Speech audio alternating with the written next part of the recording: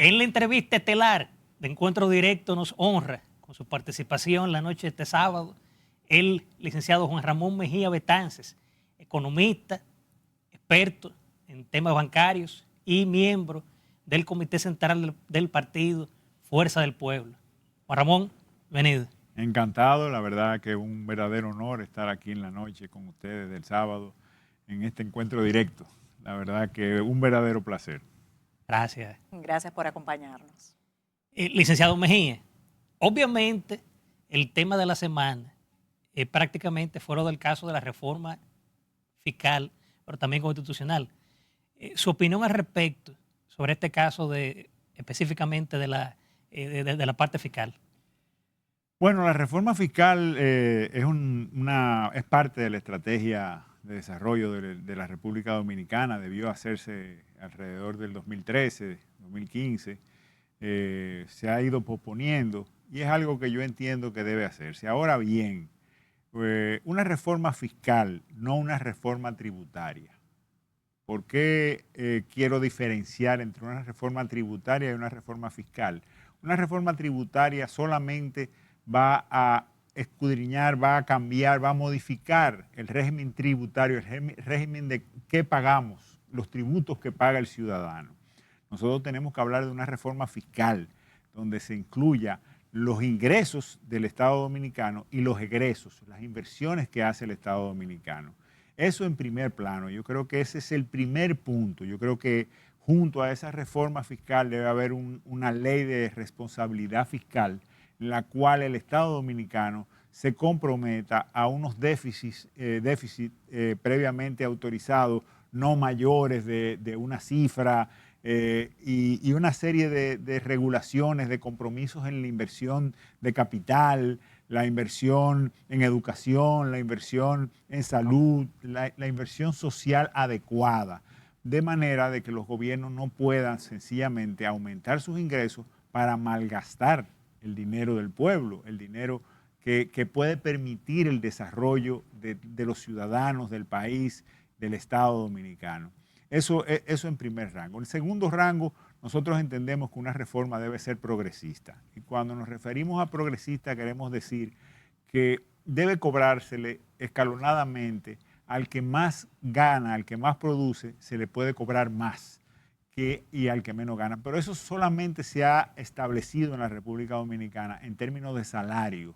Los salarios tienen escalas que en tal escala no pagan impuestos sobre la renta, de tal monto a tal monto pagan un porcentaje menor y así. Realmente eso también hay que traspasarlo a nivel empresarial, de manera que un emprendedor que está lanzando una nueva empresa en su primer año pueda tener algunas exenciones de impuestos, que pueda comenzar a laborar sin esa presión de los impuestos, sin tener que, y de esa manera pueda desde su inicio comenzar formalizado para en el futuro poder mitigar la evasión fiscal y la informalidad en el mercado. Y en eso mismo también establecer escalas de que una empresa que se gana apenas $1 millón de pesos en el año, pues no se le tiene que cobrar lo mismo a la que se gana 1.000 millones de pesos a finales de año. Debe cobrársele diferentes porcentajes, de manera que permita que las empresas pequeñas puedan desarrollarse y pueda haber una mejor distribución de la riqueza en el país. Aunque sabemos que uno de los principales problemas que trae el actual sistema tributario dominicano es que se mide con la misma vara a economías completamente distintas, comenzando por las microempresas. Por un lado se habla de motivar su generación, de incluso programas de acompañamiento para que puedan alzar su propio vuelo, pero a la vez, cuando viene a medir la vara impositiva, hace imposible que puedan entonces expandirse y lamentablemente vemos el balance de manera anual como muchas microempresas se ven obligadas a cerrar. Lo cual me trae a un escenario que es usted el ideal, licenciado Mejía, para establecer las diferencias entre evasión y elusión, porque a veces hasta legalmente podemos estar dentro del marco que establece la regla, pero la violentamos también. Entonces, ¿cuál es la diferencia y el costo económicamente que implica para la situación fiscal que tenemos hoy en día evasión y elusión? Sin lugar a dudas, hay un gran nivel de evasión debido a la informalidad. La República Dominicana tiene un nivel de informalidad de un 55% más o menos, apenas un 45% de formalidad. Eso llega a una evasión fiscal de un 60%. Pero la elusión no está grandemente registrada porque es legal. La elusión es algo que las grandes empresas se asesoran bien y rejuegan con las leyes que hay para evadir pagar impuestos legalmente, de una forma legal. Hay una serie de leyes que permiten que tú puedes sacar un porcentaje de tu beneficio y aportarlo para una ONG, pero tú puedes tener una participación en esa ONG. Esas ONG no están siendo debidamente, rigurosamente perseguidas de manera que presenten estados financieros y que pueda saberse qué se hicieron con los recursos, que si realmente tienen una vocación social, como de hecho es el interés del gobierno cuando crea esas leyes. Pero ese es un ejemplo. Hay miles de ejemplos en cuanto a elusión que sin duda es grande, porque todas las empresas de manera continua tienen asesores, tienen contadores especializados que lo que están es estudiando cómo evadir, pagar impuestos de una forma legal. Y eso es elusión. Y esa es la diferencia que tenemos que señalar.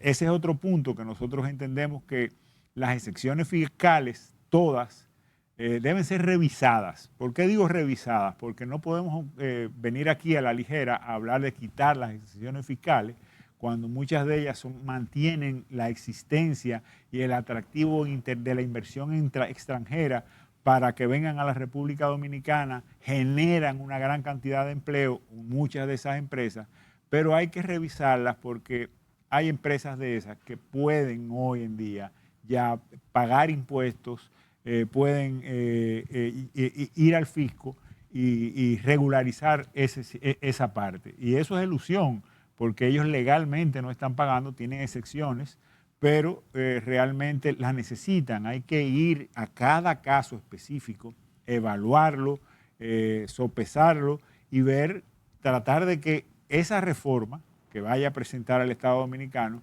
incluya ese tipo de cosas. Otra cosa es que yo creo que, por ejemplo, el IVA o ITEVIS, como le llamamos en la República Dominicana, muy sui generis, porque en la mayoría de los países es IVA, impuesto al valor agregado, el ITEVIS que se le carga de manera igualitaria a casi todos los productos, excepto los que no pagan, yo creo que pudiese definirse que los artículos de lujo paguen un IVA un poco mayor y los artículos de consumo masivo, que consume la clase baja y la clase media, pues paguen menos IVA, y eso pudiera ser un aliciente para que aumente el consumo, porque fíjate, en la Cervecería Nacional Dominicana hizo un estudio una vez que le habían subido los impuestos y demostró al fisco que en la medida que le subían los impuestos bajaba tanto el consumo, porque aumentaba el precio, que se reducían las recaudaciones. Y bajándole los impuestos aumentaban tanto el consumo que aumentaban las recaudaciones. Entonces eso hay que evaluarlo en cada uno de los productos. Los productos de primera necesidad deben tener un IVA, si los tienen, los que los tienen, lo más bajito posible, porque eso va a generar un aumento del consumo de esos productos. Son bienes sustitutos de otros productos que son artículos de lujo y probablemente van a generar una mayor imposición, o sea, van a generar más recaudo si se le bajaran los impuestos.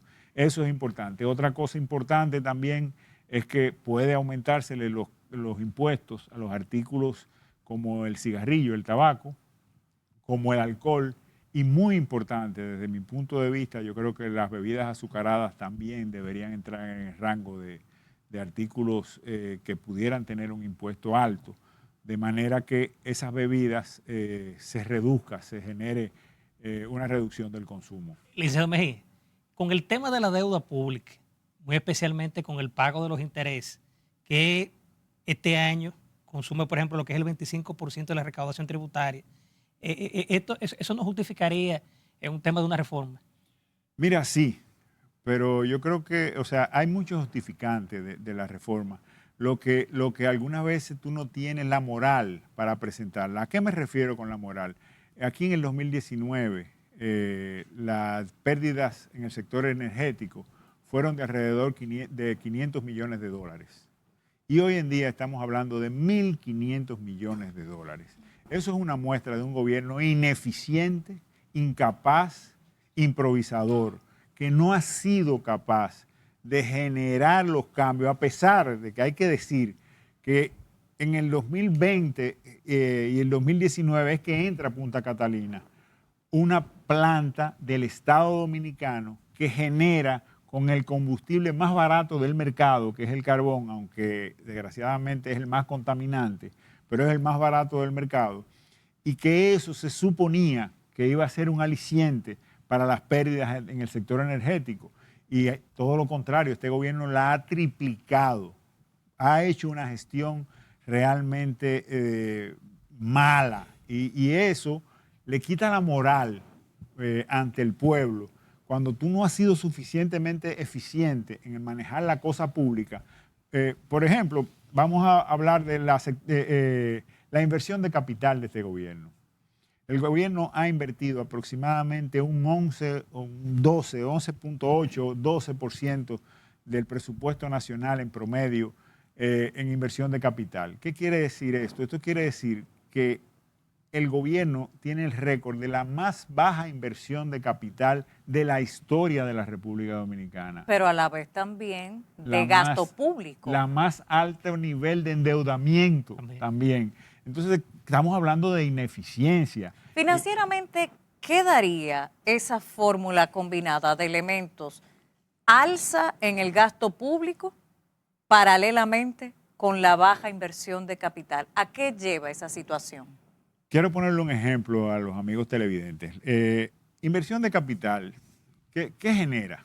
Bueno, cuando tú vas a Bávaro y a Punta Cana y llevas una carretera como el Coral y haces un plan urbanístico y generas una serie de avenidas y de un asunto importante de urbanización en esa plaza, tú vas a tener un sector privado y un sector internacional motivado a hacer inversión en esa zona.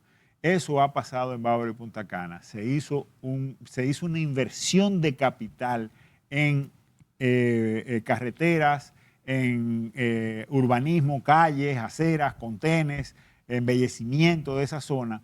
Y eso generó que se generara una inversión extranjera y una inversión local extraordinaria en la zona, que ha generado un nivel de desarrollo, un nivel de empleo, un nivel de que hoy en día el Producto Bruto Interno, la mayor proporción la tiene la provincia de Altagracia. Igualmente pasa cuando usted hace un camino vecinal, que es inversión de capital también. Usted hace un camino vecinal y usted encuentra una finca baldía, que era un monte, que de repente comienzan a sembrar cultivos o comienzan con ganaderías o comienzan un proyecto ecoturístico, sencillamente porque ya tienen una carretera por donde sacar su fruto, por donde acceder a su finca, y eso genera desarrollo. Entonces, con baja inversión de capital y nivel de endeudamiento, es como que usted tome prestado en su casa para gastarlo sencillamente, no para invertir en algo que le genere mayor productividad, mayores ingresos, que le permita tener la capacidad de pagar esos préstamos. Nosotros cada vez somos más incapaces de pagar los préstamos. Con el más bajo crecimiento de un periodo normal en la historia, o en los últimos 20 años, de 2.4 en el 2023. Para muestra un botón, para pagar gasto corriente, recurrir a préstamos. Correctamente. Obviamente, si usted no está haciendo inversión de capital, está diciendo que todos los préstamos que está tomando, lo está tomando para hacer gastos corrientes. Licenciado Mejía Betance, con su permiso, Y de los amables televidentes nos vamos a una pausa comercial y en breve volvemos con la entrevista estelar de Encuentro Directo.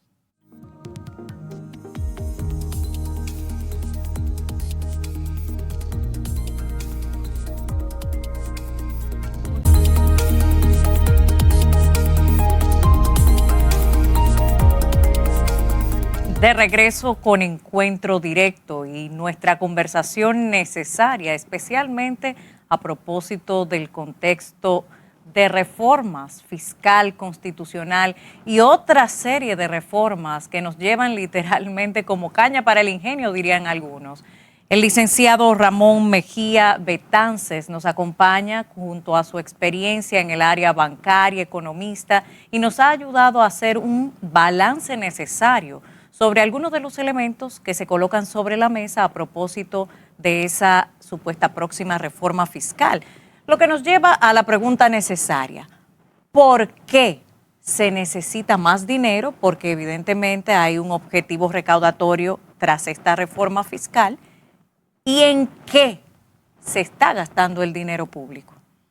Sin duda es ahí donde digo que no tienen la moral para pensar, para proponer una reforma fiscal. ¿Por qué?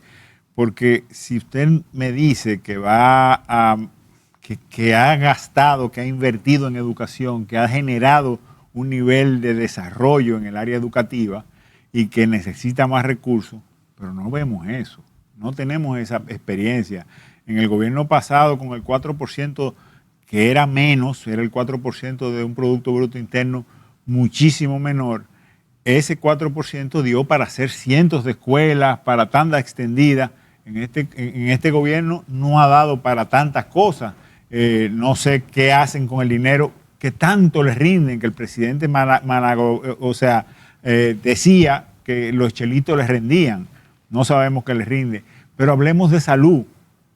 Tenemos hospitales que recibieron en un 70% y que no han sido capaces de terminarla, y que según informes hay muchísimos equipos especializados que ya perdieron la garantía, que están dañados en esas clínicas. Es una muestra de ineficiencia. Entonces, tener moral para presentar una reforma fiscal, se necesita haber manejado la cosa pública de una forma adecuada, transparente, con inversiones que la población la sienta, que la población, que le dé respuesta a las necesidades de la población. El propio presidente Luis Abinader dice: el que en 4 años no ha resuelto ninguno de los problemas no tiene derecho ni a mencionar la reelección. Y él no solo la mencionó, se lanzó y la ganó. Le dimos un voto de confianza. Le dimos porque soy un demócrata, y como demócrata tengo que asumir la vocación de la mayoría. Y sin duda le dieron una oportunidad, le dimos una nueva oportunidad, pero estamos muy preocupados porque sus prioridades no parecen ser las más adecuadas en cuanto a la inversión pública, al gasto público, a la transparencia del Estado. Y ahí viene un tema que ustedes lo han mencionado 3 veces y no me han preguntado: la reforma constitucional. Luis Abinader habla de un candado en la reforma constitucional, que él quiere ponerle un candado a la Constitución.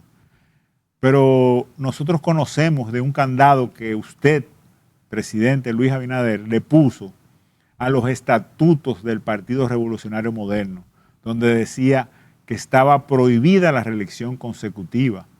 Y en los primeros 100 días de su gobierno se sometió a un recurso de inconstitucionalidad, a un acuerdo entre las partes, porque los estatutos de un partido son un acuerdo entre las partes que se asociaron. Y usted sometió un recurso de inconstitucionalidad a sabiendas de que la Constitución en ese momento estaba modificada y se podía la reelección consecutiva, y obviamente fallaron a su favor. Hoy, en medio de una transición, me está hablando de una reforma constitucional. Y la verdad es que llama suspicacia, genera preocupación, y creo que usted ha tenido un gran manejo de la comunicación, porque veo a la mayoría de los comunicadores aplaudiendo que usted quiere poner un candado. No definen el candado, a mí que me lo definan, que me traigan cómo va a decir el candado, qué quiere de él del candado. No lo han definido, no hay nada que genere la confianza y obviamente una ley que se somete al Congreso, una vez llega al Congreso y el Congreso abre las discusiones para la modificación constitucional, el Congreso es dueño y señor de las propuestas que se hagan y puede modificar no solo los artículos que usted le señale, sino cualquier otro artículo. Y yo estoy seguro que probablemente lo pidan por aclamación, que usted pueda reelegirse una vez más. Y algunos otros legisladores de otros partidos quieran que algún potencial candidato que está deshabilitado lo habiliten. Y entonces podría tener el apoyo de una parte de la oposición en los caminos legislativos. Licenciado Se llama Mejía. ganar, ganar. Licenciado Mejía, haciendo una panorámica, una radiografía ya casi mitad de año, ¿cómo usted siente la economía dominicana? O sea, ¿realmente estamos en el rango meta de crecimiento, así como dicen 5.0, 5.5%? Mira, yo me río mucho porque el gobernador del Banco Central también es muy bueno con el manejo de la información, porque cuando publicaron las cifras de abril, tenía un pico muy alto, de un 7%. Sin embargo, en marzo no hablaron de eso. Pero cuando la publicaron las de abril, dijeron que marzo fue apenas un 1.2%, porque había incidido la Semana Santa en marzo de este año. Pero no dijeron que esa misma Semana Santa incidió en marzo del año pasado y por eso el brinco alto en marzo de este año. Entonces, es un manejo de la información.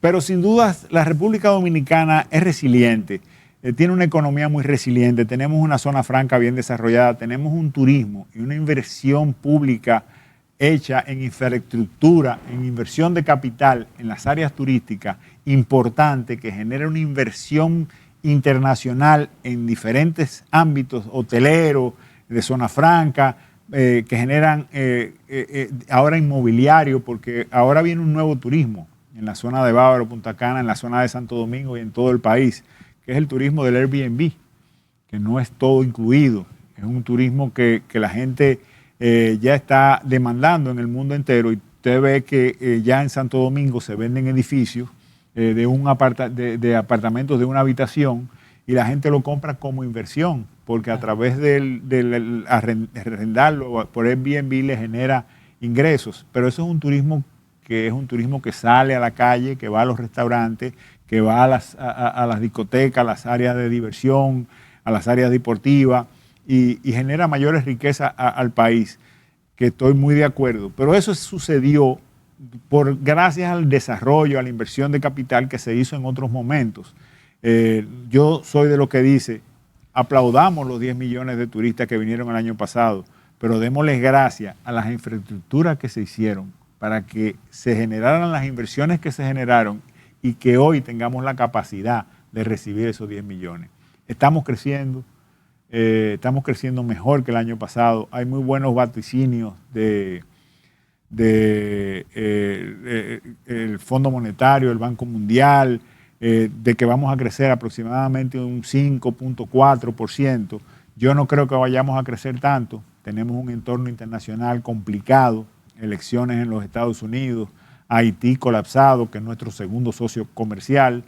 Que no ha dejado nunca de ser. No ha dejado de ser nuestro segundo socio comercial y probablemente el 2.4% de crecimiento del año pasado haya sido específicamente por el cierre de la frontera en los últimos 3 meses del año. Yo me refería a que no ha dejado de ser en la situación de colapso en Haití. también. Ahora, lo de ser socio principal, tampoco. Entiendo que básicamente eso ha sido una leyenda urbana multiplicada con el tiempo, porque fácticamente hay que ver también qué tipo de productos se intercambian. O sea, las cosas, evidentemente, usted mejor que nadie sabe que no son literales en aspectos económicos y comerciales. Pero sí me gustaría que usted nos aporte su pincelada más abarcadora dentro del tema de los subsidios, porque si bien es cierto que para hablar de una reforma fiscal en el actual contexto económico hay que revisar algunos sectores y el de los subsidios, evidentemente, se hace necesario. ¿Cuál de las áreas o sectores entiende usted que podría ir flexibilizando el tema de subsidio porque ha llegado a cumplir su rol? Mira, turismo hablamos de... El turismo tiene exenciones que son de 20 años y normalmente vemos que antes de los 20 años hay un cambio de dueño, hay un remozamiento y hay un juego para lograr una elusión fiscal en eso. Un juego legal, cambian de dueño, pero son los mismos accionistas, sino que tienen un nuevo empresario. Eso hay que revisarlo, eso hay que protegerlo. Y yo creo que el turismo está suficientemente encaminado en la República Dominicana. Tenemos que mantener la competitividad con los vecinos del Caribe, de México. No podemos presionar demasiado, pero pudiéramos reducir las excepciones que le estamos dando. La ley de cine, nosotros creemos en que es importantísima la ley de cine, pero debe ser más riguroso el control de la inversión en la ley de cine, de manera que realmente genere más desarrollo y que aporte a la cultura dominicana, que aporte a la divulgación y a la promoción de la República Dominicana, que no sencillamente no sea cine por cine y que sea cualquier cine, sino que se regularice un poquito más, de manera que se siga desarrollando, pero que se desarrolle de una manera más sana, más adecuada y que no sea un mecanismo de elusión fiscal, que usted hace un aporte y por otra vía le vende a ese y hay rejuegos que debemos fiscalizar mejor porque realmente ha sido muy importante. Hemos visto un desarrollo en la República Dominicana, un incentivo de gente de fuera en venir a hacer películas en la República Dominicana. Yo creo que ha sido positivo, pero que puede revisarse también. Yo no lo satanizo. Las exenciones fiscales a mí no me gusta satanizarlas. Yo creo que hay que estudiarlas y hay que dejar lo que sí suma, lo que sí es necesario. Por ejemplo, la zona franca. Las zonas francas son una generación de empleo extraordinaria y las zonas francas migran con una facilidad extraordinaria. Si otro país le da lo que nosotros no le damos, toman sus máquinas, la montan en un barco, se van y allá tienen gente. Eso tiene que hacerse con estudios, con base y, como dice, en una discusión donde las fuerzas vivas, las fuerzas vivas de la economía dominicana puedan manifestar sus puntos de vista y puedan ser estudiados. Yo creo que el gobierno dominicano tiene su reforma ya preparada hace mucho, no ha sido consensuada. Yo creo que no debemos cocinar a la carrera esta reforma, sino que debe ser algo que realmente promueva el desarrollo de la República Dominicana, promueva a los emprendedores, se quiten el odioso adelanto. El anticipo letal. Letal, me gustó esa.